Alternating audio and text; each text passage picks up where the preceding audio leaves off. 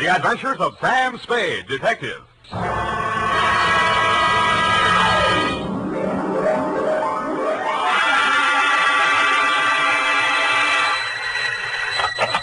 Spade Detective Agency. Sam, sweetheart.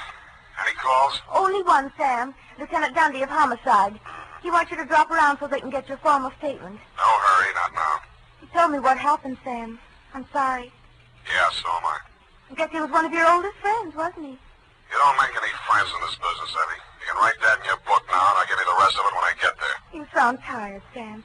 Wouldn't you rather just, What, baby? well, go home and, just put it off until tomorrow or... Yeah, maybe I'll get it off my chest tonight. Stay there, Effie. I'll come on down and dictate my report on the Dick Foley caper.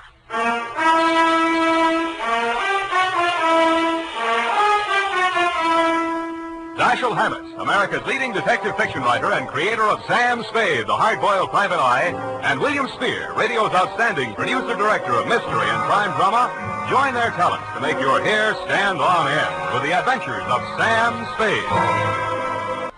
And now, with Howard Duff starring as Spade, Wildroot brings to the air the greatest private detective of them all in the Adventures of Sam Spade.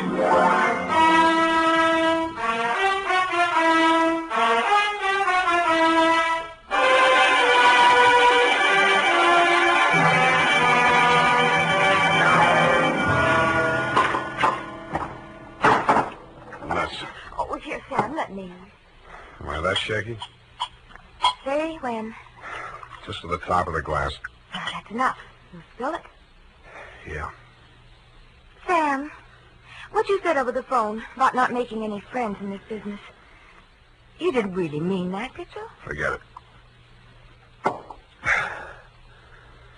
You can label this, file on Dick Foley. Date, fill it in. Yes, Sam. To Dundee at Homicide, I guess, from Samuel Spade, license number 137596. The facts are all here. If you can dig a formal statement out of it, you're welcome. I'd known Dick Foley ever since I took out my license. We'd worked several big capers together back in my days as a Continental Op. He and Mickey Linehan and I. Then he and Mickey opened their own office, Foley and Linehan, Private Investigations. 5 years back, Mickey stopped the slug, and since then the sign on the door read Dick Foley Detective Agency. I'd seen Dick maybe 4 or 5 times in the last half a dozen years just to have a drink and chew the fat about the good old days. He never talked about his private life. I assumed he didn't have any. So when I went to his office the day before yesterday in response to his call, I was surprised to find him in a clinch with one of the most beautiful nails I've ever seen. Oh, Sam. Well. Shall I come back after lunch? Sam, this is Maxine, my wife. Well, you don't deserve it, but I'm happy for you. I'll return the compliment, Sam. I've wanted to meet you for years, but Dick wouldn't introduce me. Now you know why. Well, you run along, honey. Sam's here on business. All right, Dick. You can bring Sam home to dinner if you like. There's plenty. If he's not too busy, but don't count on that. We'll try anyway, won't you, Sam? I will indeed. Bye now. Draw up a chair, Sam. Sit down. Oh. Yeah. What's on your mind, Dick? You remember Claude Spicer, that grifter I sent over for that jewelry store hike back in 43? You never told me you were married, Dick. I'm very happily married. Now, please pay attention. Claude Spicer, yeah. Yeah, I remember the caper. Wasn't there a dame involved? Well, Spicer had a girlfriend, but the cops gave her a good bill of health. Spicer went up for a 5-year stretch. They spun him last month. Whatever happened to that dame? Now, look, about Spicer. He gunning for you? You hit it. How scared of him are you? Well, enough to ask you for help, Sam. What's eating him? Just revenge? Sam, I wouldn't tell this to anybody but you. But all the facts of that caper didn't come out at that time. I saw to that. How come? Well, I couldn't have stayed in business in San Francisco if it had been generally known that my partner was the inside man on that jewelry store heist. Mickey? Yeah, Mickey Linehan. You and I are both great at choosing partners, Sam. They both deserved what they got. Only one difference. I sent up the killer to plug my partner. Some people thought the way you gave evidence at Spicer's murder trial wasn't so hot. Well, he was alibied, Sam. In fact, the robbery was his alibi for the murder. I don't know how he managed it. I've been trying for 5 years to figure it out. Spicer's afraid I might succeed someday. That's why he's out to get me. What's he waiting for? Oh, I don't know. He won't do it simple. He'll have a fancy plan like the other time. He's tricky. Where's he staying? At the Belvedere. Here's his mug. I kept a plant in the building for a couple of days, but he stayed holed up in his room. I think he spotted me. Okay, Dick, I'll give it a buzz. Now, wait a minute, Sam. Yeah? I'm not asking you to do this for love. Standard fee, 25 in whiskey money. Okay? Forget it. This one's on me.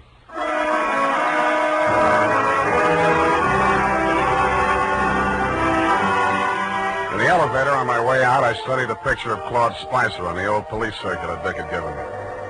But a picture in the back of my mind kept getting in the way. It was Dick Foley's wife, Maxine. When I hit the street, I still saw her face before me, and it was no picture, only pretty as. Sam, I waited for you. I've got to talk to you. My pleasure. Shall we confer in an adjacent cafe? Wherever you say. Only I don't want Dick to know. Well, you shouldn't have married a detective. Please, Sam. How's this? Black watch. Yeah. Looks dark enough. Oh, that booth in the corner, it's secluded. Why not? Slide in. Oh, no, over here, stupid, not facing the street. Oh, sorry. I'm not much good at this sort of thing. Sam, I'm not asking you to tell me what it is, but if he's in really bad trouble, I think I've a right to know. What makes you think he's in trouble? Well, I'm not blind. You can't live with a man and not sense it when something goes wrong. I never thought Dick was the type to show it. Oh, he's tried to hide it from me, and I haven't said anything. I thought if he wanted me to know, he'd tell me. It was a wise thought. Hold on to it. Well, I meant to. But then a terrible possibility crossed my mind. Sam, it isn't me, is it? In what way? Well, you know what I mean. He's been away from home nights so much lately, and he questions me so closely about where I go and who I see and so on, and Well, I may as well ask you right out. Did he hire you to check up on me? Then that is it. No. You're not lying to me, Sam. Why should I? Dick says you're almost his oldest friend. He's talked so much about you. And he must have told you I don't do that type of work. Why do you keep looking at me? Sorry, trying to place you, Maxine. I keep thinking I've seen you someplace before. Oh, it must have been my picture. I was an actress. Yeah. Picture. Yeah, maybe that was it. Why do you say it like that? Like what? As if you were angry with me. Because I just got the caption on the picture. Well, Sam, wait. Come back. Yes, I had. And the caption was from a newspaper circa 1943. And it read, "Actress Lovely cleared in Lanahan slaying." I flashed my tin star at the room clerk at the Belvedere, learned that Claude Spicer was in, and stuck around to make sure the clerk didn't buzz the room to tip him off. Around 4 p.m., Spicer went out, very dressed up, umbrella, gloves and all. He walked down Geary to Grant and turned north. A cold San Francisco drizzle started blowing up from the bay. I wished I'd brought my overcoat. A half a block up from California, he entered Grayson's jewelry store. I peeked through the rain-streaked show window after him. Inside, pawing eagerly through a tray full of diamond clips while a long-suffering clerk eyed her hopelessly from his side of the counter, was the actress Lovely. Maxine shot Spicer a quick glance of recognition as he entered, but they didn't speak. He took up a pose of gentlemanly patience, shrugged his eyebrows sympathetically at the clerk, and leaned elegantly on his umbrella while Maxine found fault with every piece of jewelry that was shoved in front of her. The bored expression left his face only once. That was when the clerk opened the vault and brought out some unset stones. Their act may have been fooling the clerk, but it was as plain as the nose on Spicer's face, a very plain nose it was, that they were sizing up the joint for a pushover. Maxine left first. He stayed long enough to buy a cigarette lighter and then followed her out. As I took out after him, I stopped to read the sticker on the inside of the glass door. It said, "These premises protected by Dick Foley Detective Agency."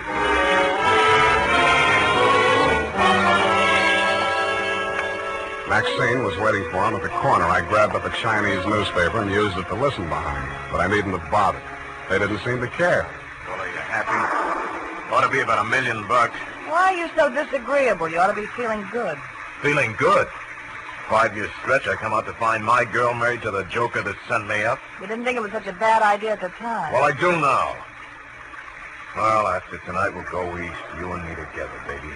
He'll catch up with us wherever we go. Oh, you should live so long. How do you mean that? Just like it sounds, baby. Bye. Oh, don't leave. I'm going to get some sleep. I'll need a clear head. Claude, I don't want to be alone. Oh. Not even tonight?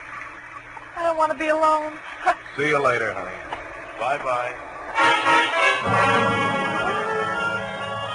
He went straight back to the Belvedere, no stops. Picked up his key at the desk, no messages, took the elevator to the 8th floor. Let himself into room 809, hung out the Do Not Disturb sign, closed and locked the door behind him. I kept a plan on it till around midnight. Then I lifted the Do Not Disturb card from the doorknob and wedged it into the crack of the door. It was a crafty move, and I had just finished doing it craftily when the door opened again in my face. Huh? Boy, what are you doing here? Nothing, sir. I'm making a survey. What? I'm from the Trotter Pole. It's like the Gallup Poll, but we're not in so much of a hurry. Yeah? Just kindly answer this question. As a Democrat, do you believe... Do we, huh?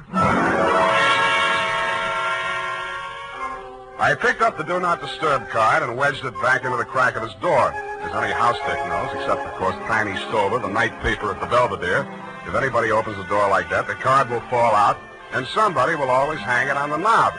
Another thing Tiny doesn't know is never to draw to an inside straight. We played 9 different kinds of poker until 5 a.m. when I thought I'd go up and have another look. All was quiet on the 8th floor. From the elevator bank, I could see room 809.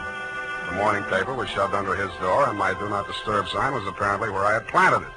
I tiptoed up to make sure. Huh? Boy, what do you want? Me? The paper boy, sir. Your morning paper. You get around. Well. Good news in the paper, sir? Interesting. Jewelry store heist up on Grant Avenue. Oh, yes, sir. Our paper only comes... What? I grabbed the paper from under 805. It was the headline I could have expected if Spicer had left his room without my knowing it. Grayson's Jewelry Store, the shop he and Maxine had cased that afternoon, had been taken for an estimated $1 million in uncut gems. But Spicer's door hadn't been opened, and there was no other exit. I sat down and thought. And what I thought of was that sticker on the front door of Grayson's said, "These premises protected by Dick Foley Detective Agency."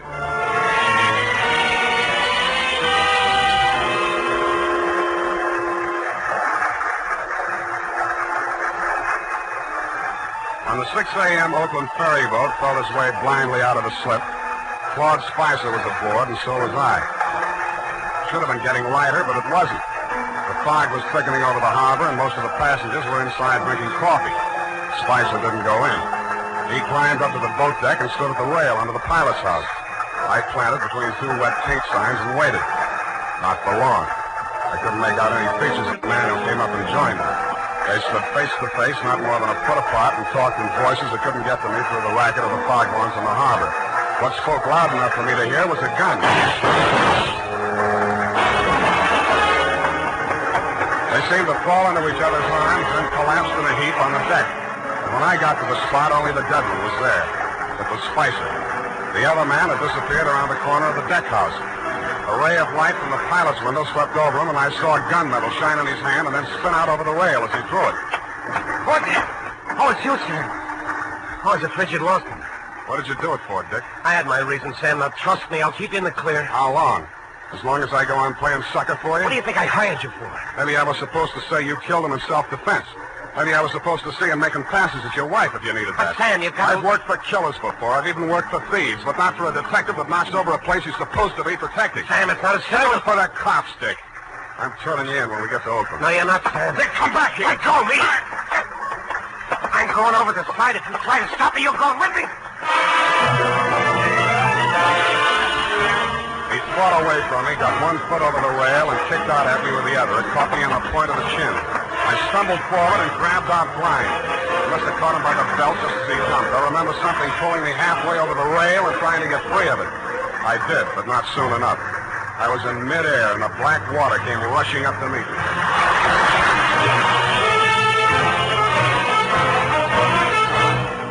And now, back to the Dick Foley caper. Tonight's adventure with Sam Spade.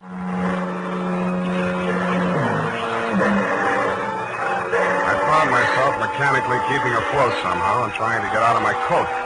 I felt heavy and large, as if I swallowed gallons of water. The murk hung low and thick. There was nothing else to be seen anywhere. I swallowed what felt like several more gallons before I got rid of the coat. From out of the misty fog blanket, from every direction, in a dozen different keys, from near and far, foghorns sounded. I stopped swimming and floated on my back, trying to determine my whereabouts. After a while, I picked out the moaning, evenly spaced blasts of the Alcatraz siren. But they came out of the fog without direction. It seemed to beat down on me from straight above. I was somewhere in San Francisco Bay, and that was all I knew. And I suspected the current was sweeping me out toward the Golden Gate. And a light came up ahead of me suddenly. A boat passing a few yards away. I lifted my head and screamed. But the boat siren, crying its warning, drowned out my shouts. Went on past, and the fog closed in behind it. Then I heard a new sound. Seagulls. I swam towards it, and it seemed to get lighter. Part of it was the dawn light beginning to cut through the fog blanket. But there was also a strange-looking man standing on the water and waving a green lantern back and forth. I yelled at him to wait for me, and the seagull got off his hat and flew away. When I got closer, I saw it was not a man, but only a buoy, channel type. I used all the strength I had left to drag myself up on the base of it and let it rock me to sleep.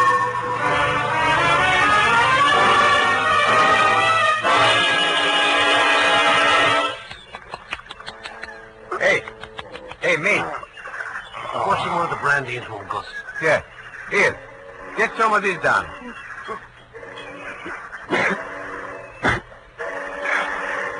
Where are we? It ain't heaven. You can tell that by the smell. Oh, Fisherman's Wharf. Yeah, take it easy. We got ambulance coming.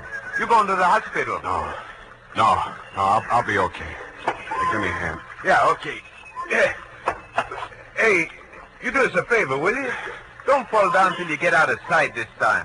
We're tired of picking you up.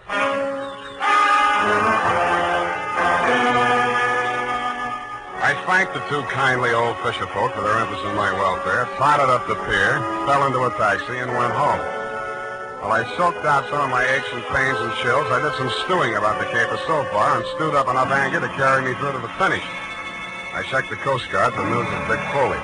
They told me his body hadn't been recovered yet. I got dressed and went over to his office. The cops hadn't been there. I went through the file cabinet. And what I found under Foley private had me so interested that I didn't hear Maxine come in until she closed the door. What are you looking for? You, baby. I'm for you. Sam. Come here. Oh, Sam. Nice. Oh, you dirty... Now, don't be mad, Maxine. A gun makes a woman bulge in the wrong place. It's not my gun. We'll see. Sam, Shut up. Now, starting with the rap Spicer went up for, the same pattern. The way you work this one tells me how you worked it the first time. You get something on a private detective. The first time, 5 years ago, it was Dick's partner, Mickey Lanahan. I don't know what Spicer had on him, but I do know he forced Dick to knock over Grayson's jewelry store last night. I won't listen to you. Okay, I'll talk to myself.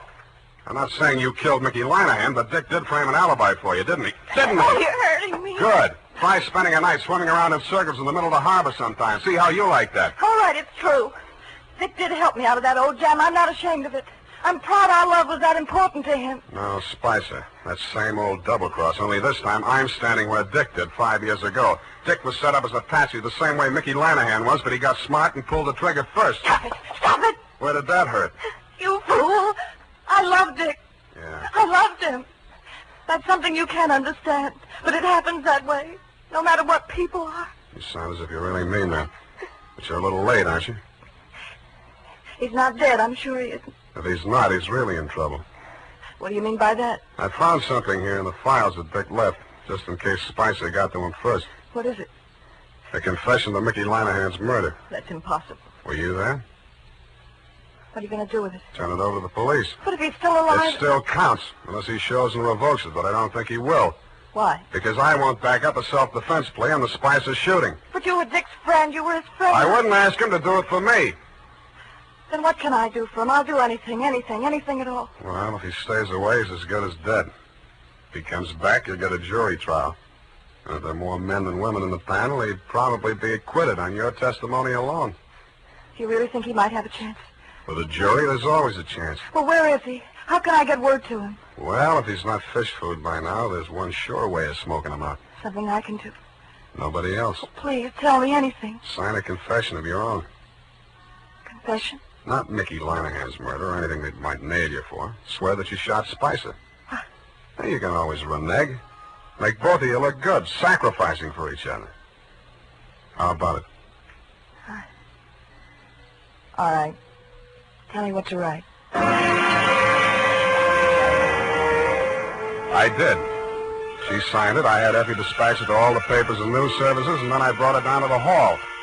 Naturally, you didn't believe a word of her confession, Dundee, but when I took you aside and explained my stratagem, you endorsed it heartily and had her booked. She pressed my hand and thanked me. The look of resignation on her face was so real it was hard to believe she was faking. When she turned her back to follow the matron down the corridor, I saw why. On the back of her coat, there was a smear of white paint. I remembered the wet paint signs on the Oakland ferry boat. Dick Foley gave himself up an hour after her confession hit the street. Screamed and yelled at everybody in homicide, trying to convince them that Maxine was innocent and he should take the full rap. But I'm afraid I cleared that when we confronted him with the autopsy surgeon's report. He tried to bluff even then when he read it. Pellet A ended right side between third and fourth ribs, penetrated left lung. Pellet B, pleural membrane, side wound punctured. Well, so what, Sam? All three on the right side, angling up, you see? No! I don't know why. You even saw me on that boat. You saw me throw the gun over Oh, it. cut it out, Dick. What I saw was in the dark. But you two men were facing each other directly. If I were going to drop a man fast at close range, face to face like that, I would not put the gun in my left hand, twist it around, straining my wrist in the process, and pull the trigger with my thumb. Unless I were left-handed, double-jointed, and a trickier shot than you are. I'd blast him straight through the middle. All right. All right, yes, it was Maxine. Yeah. Well, that's good. Maybe you can get cured now. Why don't you open up some more? Let me put it down like it was business. All right, sir. Number one, Maxine killed your partner, Mickey Linehan, 5 years ago. Probable motive to eliminate him and send Spicer up for it. Yeah, she didn't figure on Spicer being smart enough to confess to the robbery, and that alibied him for the murder. Two, you perjured yourself to clear Maxine of the murder. Motive? To prevent the truth about your partner from coming out, and Maxine. It was motive enough for anything. Cut it out, will you? Sorry. Three, Spicer forced you to team up with him in the jewelry heist. How? Well, he threatened to make a full confession as accessory to Mickey's killing. That would have put the whole works on Maxine and leave him in the clear. Yeah. Can't be tried twice for the same crime. Four, you decided to rub out Spicer whether you could beat the rap or not and clear the books once and for all. So you pretended to play along with him, told Maxine to do the same, and called me in his empire. Yeah. Sam, I'm sorry. Why couldn't you lay off Maxine? Why did you have to... Oh, I thought you were my friend.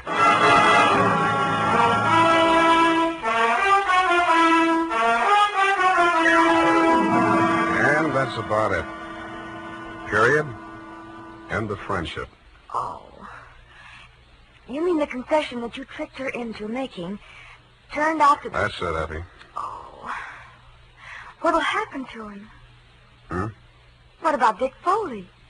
Dick? Well, they got him on a number of things, I suppose. May take some time out of him. But I think he'll be an okay guy again. With her out of the way. With her out of the way. Sam? Go and type it up, will you? It's late. I want to get out of here. Well,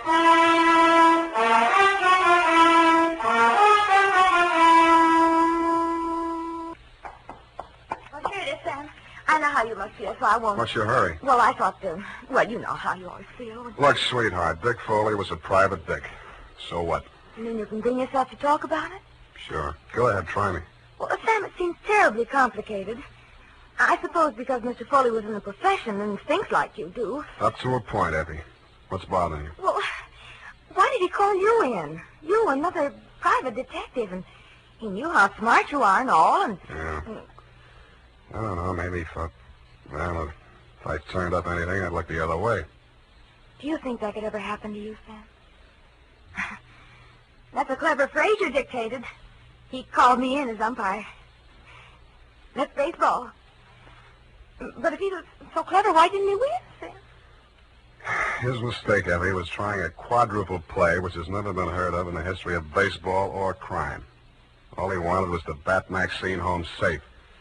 But it usually figures when 3 men are out, the side retires. Oh, well, I don't understand baseball, Sam. That's all right. Football will be here soon anyway. Oh, but I don't... Good night, Levy. Good night, Sam. Good night, sweetheart.